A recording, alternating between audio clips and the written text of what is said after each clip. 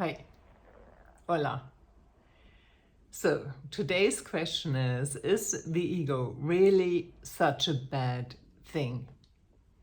I'm kind of really tired of this ego bashing, our poor little egos. Well, some people's egos unfortunately aren't so little. But this kind of idea that the ego is this really, really bad thing that's for being a good person is not supposed to be there, and you have to overcome it at all costs to be this beautiful, egoless, selfless being soaring the heights.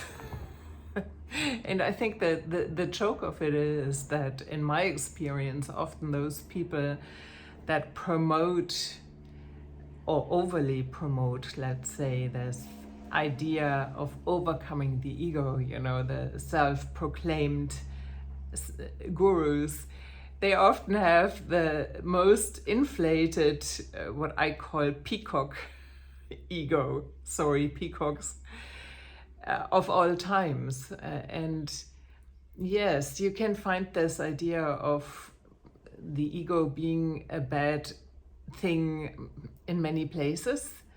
And I just think it's not a good idea to view it like that.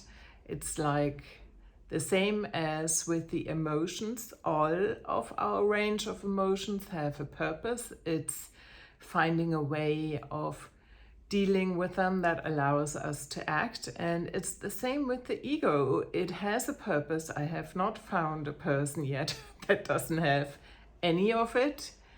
For sure, I think there can be an unhealthy sense of ego and a healthy one. That's at least also what Jung thought, and that the ego is there to give us a sense of identity, a sense of ourselves. And I just think it's important to talk about it, because there are some people who actually grow up more like that. They actually don't have the advantage of developing an ego at all, because they function more as an extension of their parents, or mirroring, being the mirror to them, or something like that. And it can be very difficult to develop a sense of yourself and to know who you are, what you stand for, and what kind of things, let's say, you say no to, and what kind of things you say yes to, if you didn't have the chance to develop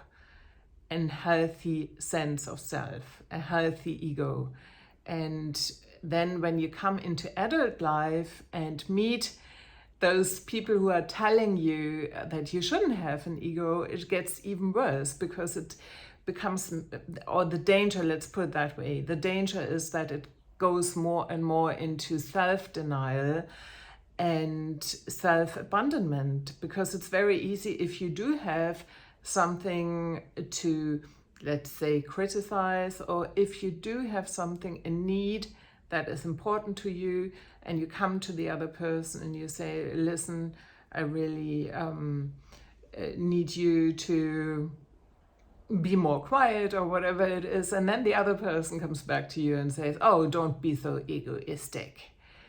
And I think it's kind of a nice way of kind of telling people, if you're completely selfless, you're not going to be a problem to me. And so that's where I see the danger. But I also really want to say that, of course, there are those, also the danger of having an what we call inflated ego, where everything is just about ourselves, and we are maybe so much protecting ourselves that we are jumping at the throat of someone else. So I think it's two extremes, isn't it? It's definitely that an ego that's out of control, let's put it that way, can cause a lot of harm.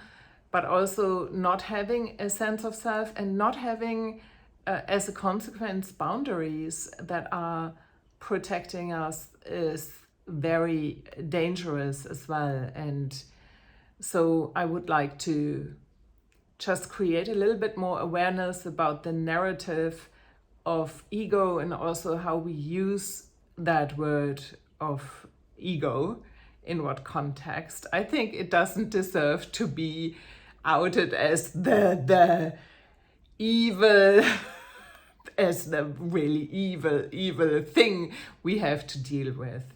When it comes to that, I have to say I really like internal family systems. That was that was created by Richard Schwartz.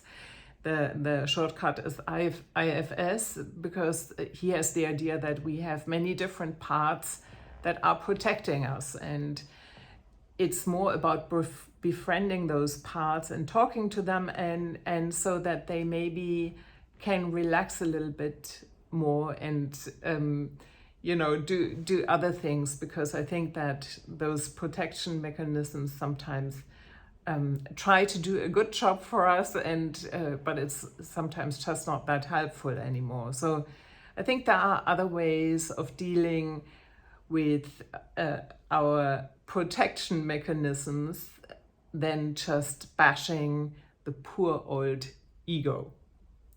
So to answer the question, I don't think personally that the ego is a bad thing. I think it's more complex as usual. And so I would like to finish with the question, have you been called egoistic, or have you tried to overcome your ego, or is the ego in your life the one bad thing that has to have gotten rid of? I would love to know. This was Anja Kersten, life coach and artist. Take good care. Bye-bye.